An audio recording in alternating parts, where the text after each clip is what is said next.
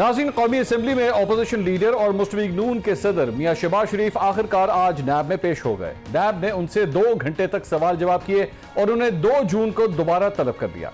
मियां शहबाज शरीफ को नैब ने पहले भी 2 मरतबा तलब किया, लेकिन वो पेश नहीं हुए थे।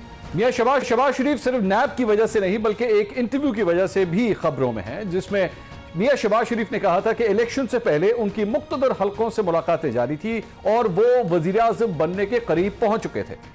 इस इंटरव्यू के बाद मियां शहबाज शरीफ 2 बार सीनियर एंकर्स को इंटरव्यू दे चुके हैं, लेकिन उन्होंने सुहेल वड़ाइच साहब के इंटरव्यू के मंदरजात की तस्दीक की और ना ही तरदीद। यानी उन्होंने इंतखाबात से पहले एस्टैब्लिशमेंट से मुलाकातों की बात को कंफ्यूजन में ही रखा। मुस्लिम लीग नून में कंफ्यूजन और गैर वाज़ेह बयानिया कोई पहली दफा नहीं है, बल्कि पार्टी के साथ मसला भी यही है कि खुद भी कंफ्यूजन का शिकार है और अपने कारकुनों, वर्करों और वोटर्स को भी इसी कश्मकश की सूरत में डाल रखा है। कंफ्यूजन की यह कहानी पैनामा से शुरू होती है, जब आपसे मनी ट्रेल मांगी गई और आपने कतरी खत पेश कर दिया। एक तरफ वोट को इज्जत दो का नारा आसमान की बुलंदियों को छू रहा था, तो दूसरी तरफ खिदमत को वोट देने के इश्तिहार लगाए जा रहे थे। मियां नवाज शरीफ की नाअहली के बाद एक ग्रुप जीटी रोड से लाहौर आना चाहता था, तो दूसरा धड़ा मोटरवे से जाने के मशवरे दे रहा था।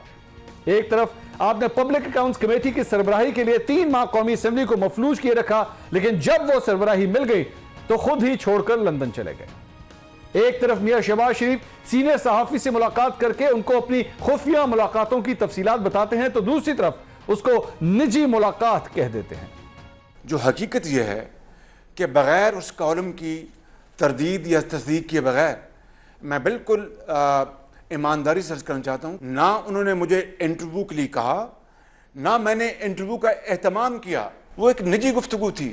नाज़रीन, इस सूरत हाल पर मेरे मियां शहबाज शरीफ और मुस्लिम लीग नून से 10 सवाल हैं। सवाल नंबर 1, मुस्लिम लीग नून के कारकुनों ने वोट को इज्जत देनी है, खिदमत को इज्जत देनी है या सिलेक्शन को इज्जत देनी है? क्या इस कंफ्यूजन को अब हमेशा के लिए दूर नहीं कर देना चाहिए? सवाल नंबर 2, मियां शहबाज शरीफ को लंदन से वापस आए 1.5 माह गुजर गया।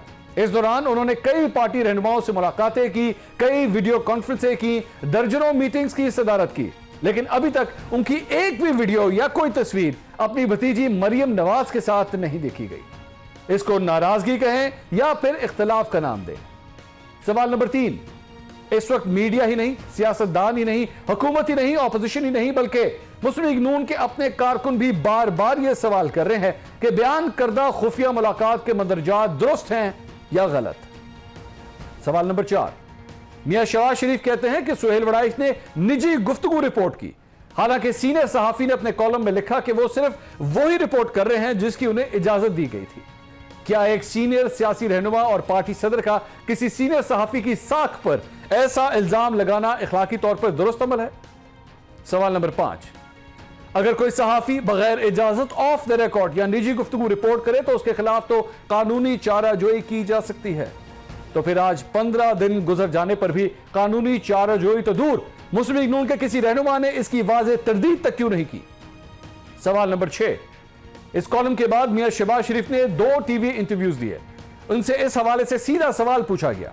इस सवाल के जवाब में मियां शहबाज शरीफ तरदीद का हक इस्तेमाल कर सकते थे। उनके पास बेहतरीन फोरम था, लोग उनको टीवी पर देख और सुन रहे थे, फिर उन्होंने यह हक क्यों इस्तेमाल ना किया? सवाल नंबर 7, मेरे शो में मुस्लिम लीग नून के रहनुमा अताउल्लाह तारड़ ने सीनियर सहाफी के कॉलम पर सवाल उठाया तो कॉलम निगार ने जवाब दिया था। देखिए, मुझे तो ये लगता है कि ये कोई कंजेक्चर है।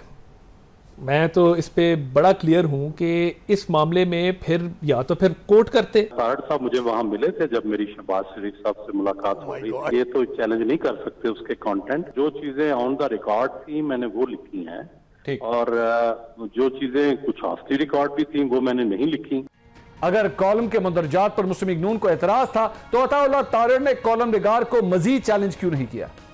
सवाल नंबर 8, शहबाज शरीफ को लंदन से वापस आए 1.5 माह हो गया, लेकिन वो अपोजिशन लीडर होते हुए भी जारहाना सियासत नहीं कर रहे।